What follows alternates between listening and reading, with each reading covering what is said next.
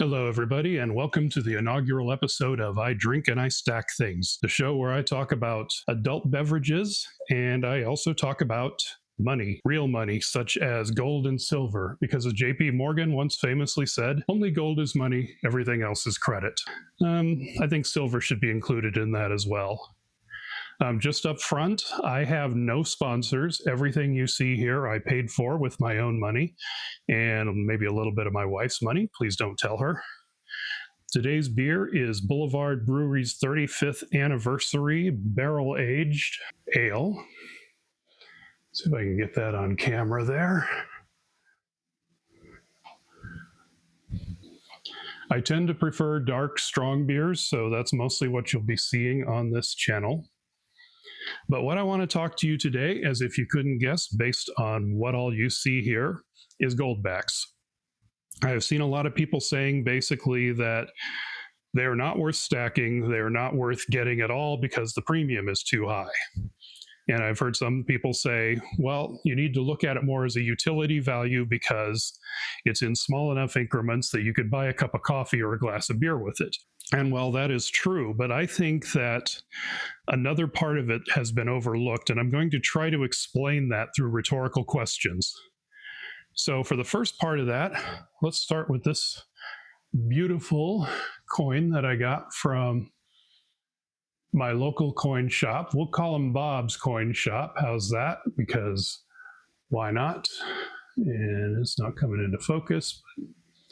Anyway, it says on it that it's 3/9 fine, 1 troy ounce of silver.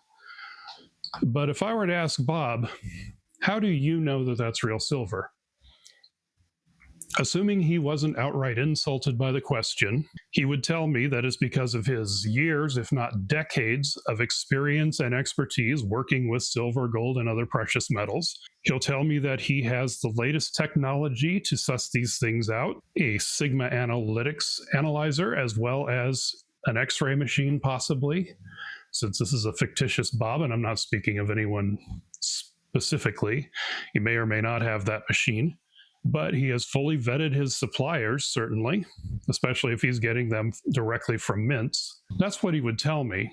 What he wouldn't necessarily tell me, but is absolutely true, is that Bob's reputation is on the line as well. If this is a fake coin and he were to sell it to me, he would be in a lot of trouble. He would lose his reputation, possibly his business, his way of life would all collapse practically overnight if that were the case. So he is putting a lot of risk of his livelihood on the line when he sells. Okay, so that's his answer. But now, if you ask me, how do I know it's real? Well, I don't, truly. I'm relatively new to this. I don't have anywhere near the experience Bob does. I certainly don't have a Sigma Analytics machine or the X-ray machine. I got a magnet, I can drag it across, but as some of us know, that doesn't always prove it. There could be copper in there, which is also a diamagnetic metal. But basically, the reason I know it's real comes entirely from Bob. His good faith and credit being on the line is enough for me to know that that is a real coin, as are all of these that I've bought from Bob and various other people. Okay, so let's go into the future. Several years from now, I've moved away from here. Bob has retired to a luxury island in the Pacific, and it's come time for me, for whatever reason, to start selling off some of my collection. So I put this on Facebook Marketplace. This rather beautiful looking one here with I think it's supposed to be a skull of Queen Elizabeth. But I go ahead and put that on Facebook Marketplace to sell. And the first question I'm going to get is, how do you know it's real? Well, the thing is, I can tell him about Bob, but he doesn't know Bob. I don't have the machines to prove to him that it's real. So he needs to have it authenticated before he buys it, or I need to authenticate it and bring the authentication slip with me.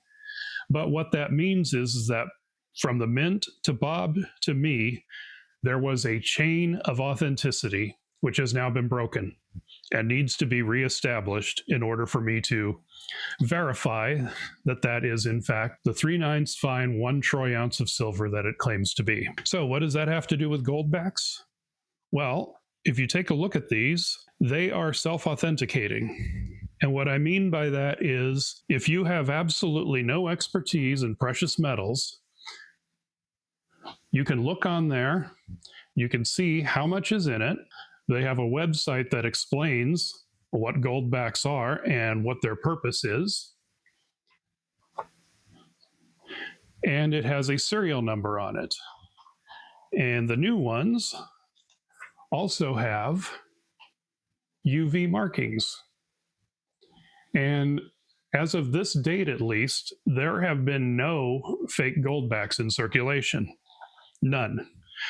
And I don't think there will be for quite some time, simply because it's not cost effective to do so.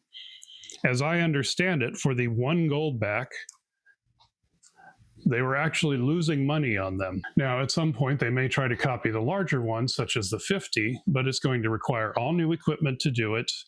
They're going to need to come up with the specifications to duplicate this particular pattern over and over again, seal it in a nice laminate coating, and still have that feel to it.